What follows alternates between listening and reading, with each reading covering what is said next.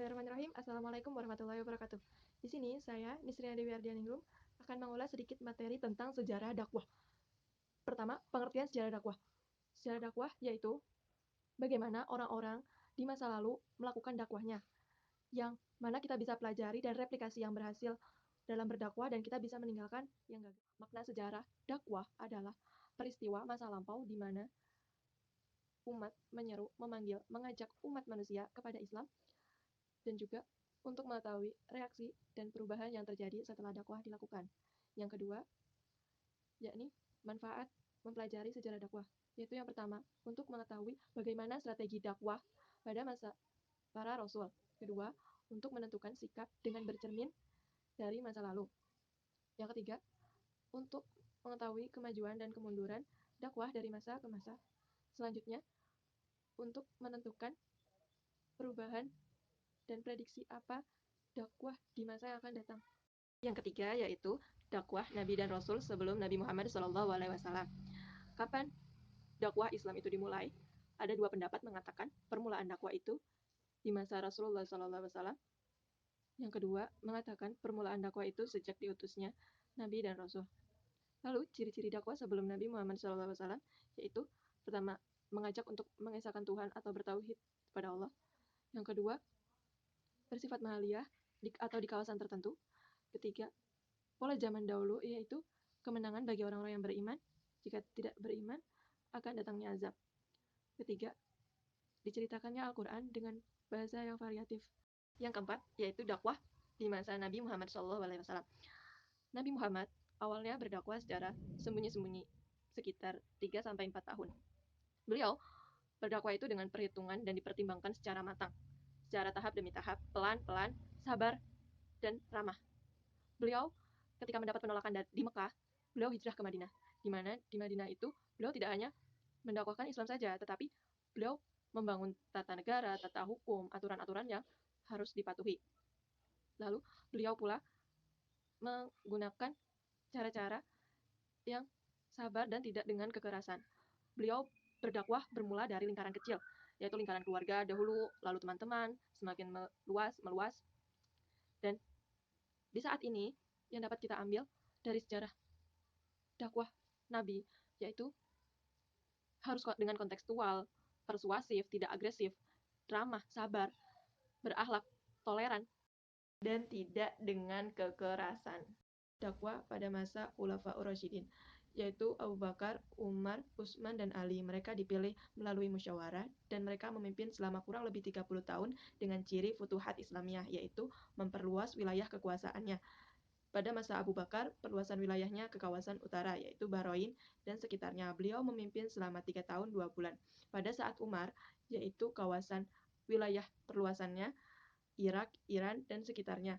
Pada saat beliau memimpin selama 10 tahun 6 bulan.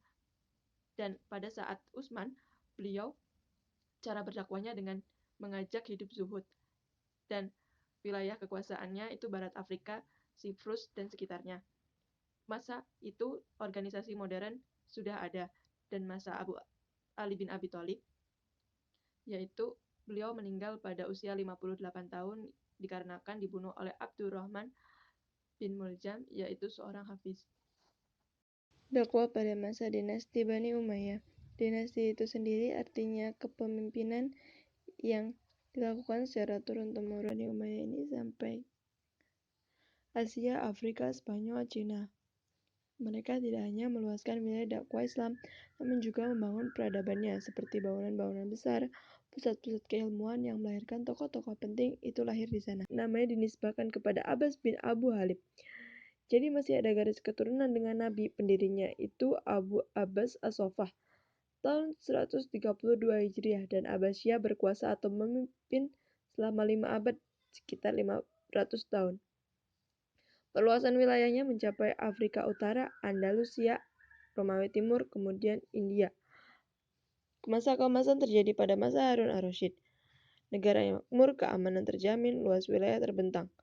Pusat kepemimpinannya itu di Baghdad, dan banyak sejarawan asing mengatakan bahwa Baghdad itu bersinar terang benderang, bukan karena lampu-lampu, tapi bersinar terang benderang karena ilmu pengetahuannya.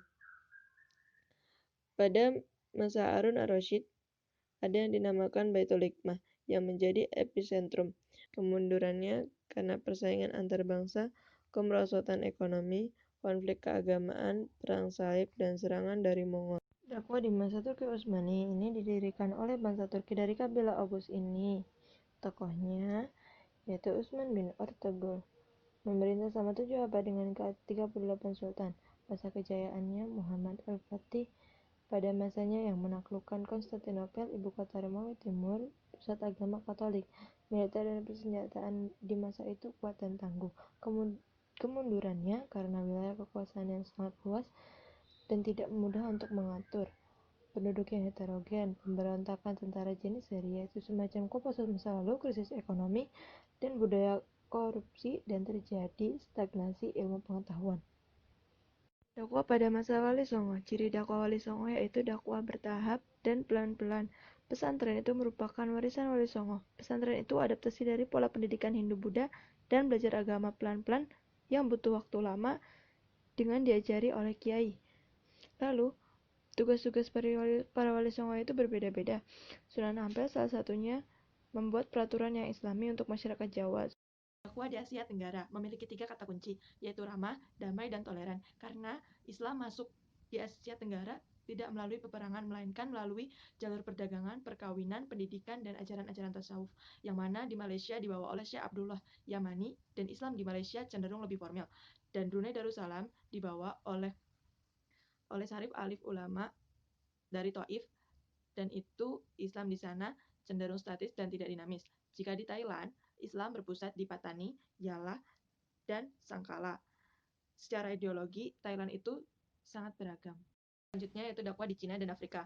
Islam masuk ke Afrika pada masa Nabi berhijrah ke Ethiopia dan ditaklukannya pada Khalifah Umar oleh Amr bin As di tahun 640, yang mana penyebarannya melalui tarekat dan sufisme. Di Afrika Utara, Islam dibawa oleh kelompok Khawarij, dan di Afrika Sub-Sahara dibawa oleh Uqbah yang berasal dari Bani Umayyah.